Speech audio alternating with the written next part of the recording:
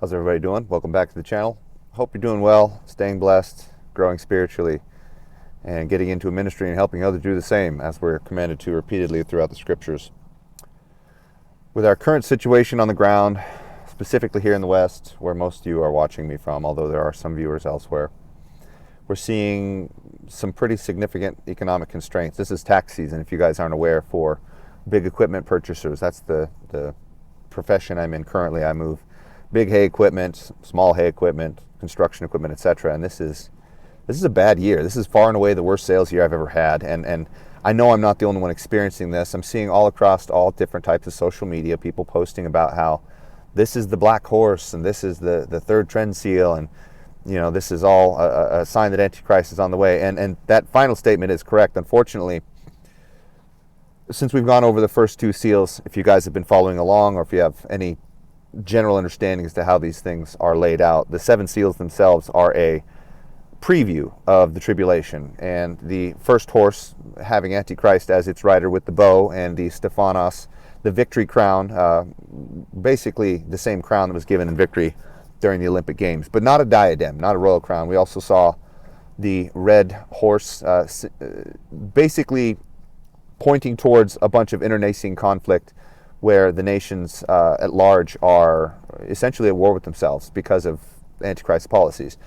Shortly following thereafter, we see this black horse representing economic constraint. It is a weapon being used by Antichrist specifically, and although it won't appear that way on the surface, it'll just seem as though things aren't going the way that they're supposed to.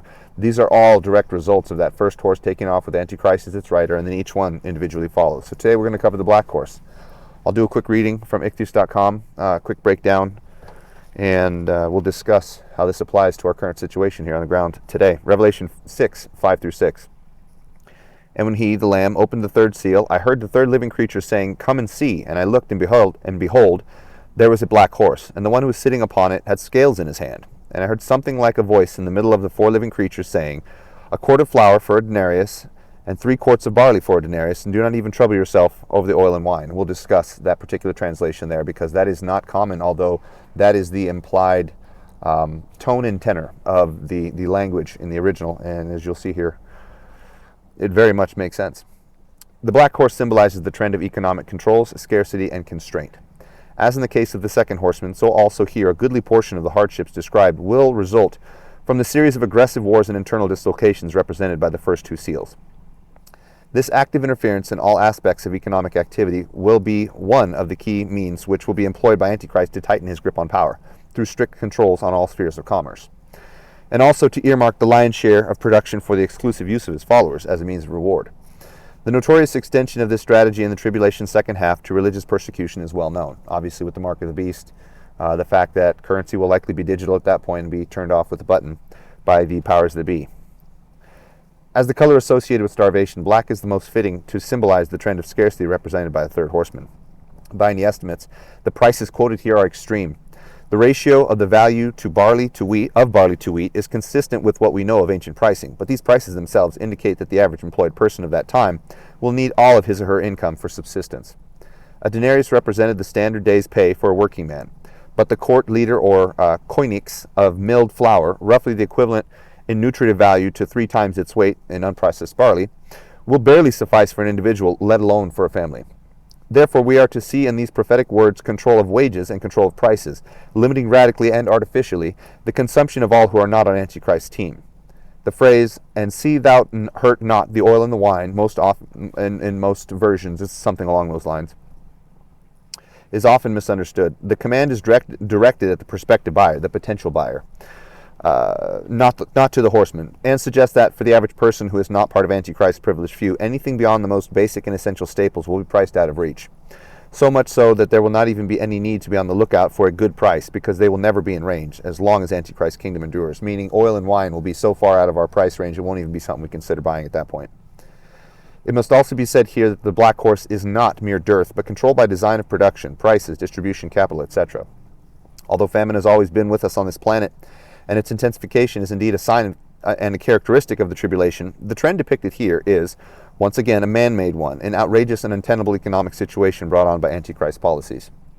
For just as communist and fascist regimes redistribute wealth upon ascension to power. In other words, they engage in theft on an almost unbelievable scale. Let's be completely honest. So it will be in the case of Antichrist, and we fully expect his activities to surpass even the horrendous historical examples of the past 100 years. Therefore, the scales in the hand of the third horseman are a weapon of economic control and torment equivalent to the first horseman's bow for accomplishing devious conquests, and the second horseman's sword for fomenting internal insurrection, civil war, civil strife.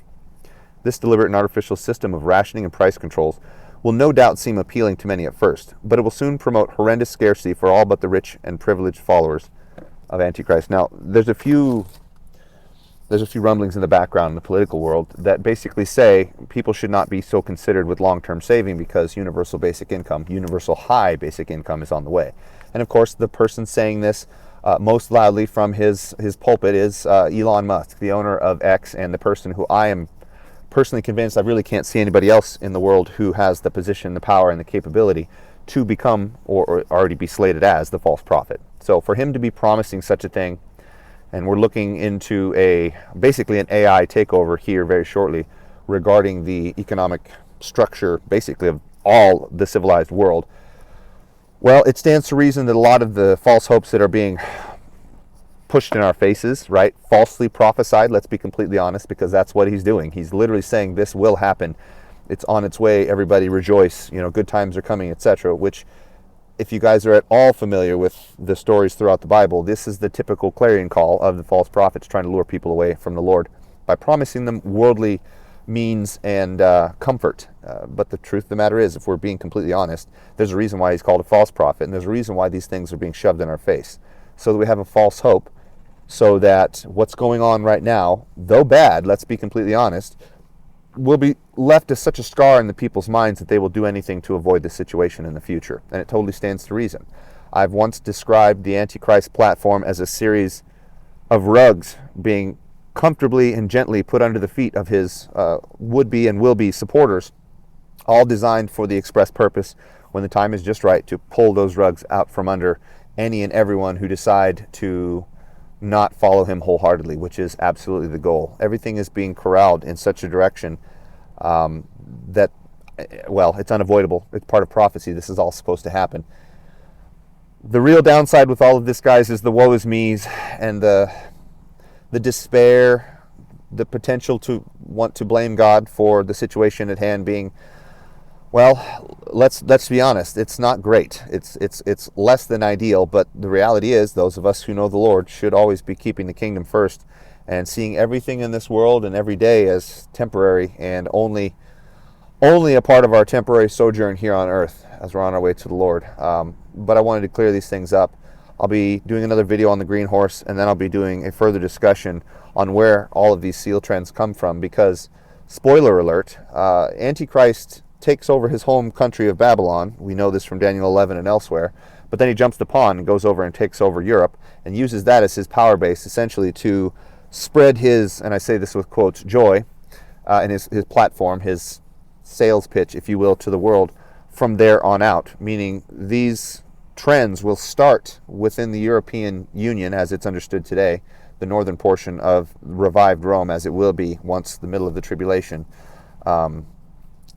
is properly commenced, when Antichrist takes his seat and has full control and fully expands the Roman Empire to its original borders.